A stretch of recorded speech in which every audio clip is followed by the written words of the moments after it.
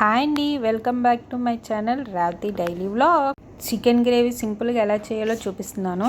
మా ఇంట్లో అయితే వారానికి 2 టైమ్స్ కన్ఫర్మ్గా చికెన్ ఉంటుంది. చికెన్ తినలేని వాళ్ళు ఎవరున్నారో కామెంట్ చేయండి. మా బాబు అయితే అస్సలు చికెన్ ముట్టుకోడు. నేను ఎలా చికెన్ చేస్తానో మీకు చూపిస్తున్నాను. 1 స్పూన్ ధనియాలు, 1 స్పూన్ గసగసాలు, కొంచెం కాజు, కొంచెం జీలకర్ర, కొంచెం వెల్లుల్లిపాయలు, అల్లము తీసుకొని ఇవన్నీ కొంచెం పేస్ట్లా చేసుకోవాలి.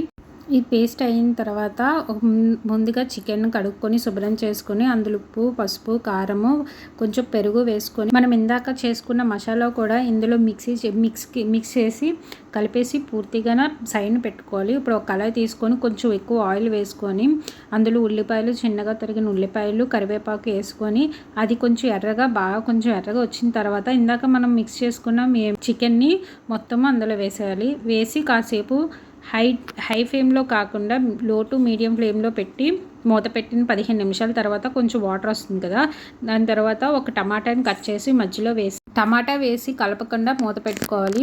కాసేపు పోయిన తర్వాత 5 నిమిషాలు పోయిన తర్వాత మూత తీసి కొంచెం మధ్యలో అలా కలిపిన తర్వాత మళ్ళీ వాటర్ వదులుతుంది కదా, మళ్ళీ లో ఫ్లేమ్లో పెట్టి మూత పెడితే ఇలా ఆయిల్ తేలే వరకు చికెన్ ఉడకబెట్టాలి. చూసారు కదా, కొంచెం కూడా వాటర్ లేకుండా చికెన్ ఎంత బాగా సాఫ్ట్గా ఉడికిందో. గ్రేవీ కూడా చాలా థిక్నెస్గా వస్తుంది. ఒకవేళ మీకు ఈ వీడియో నచ్చితే please like to subscribe. Bye bye.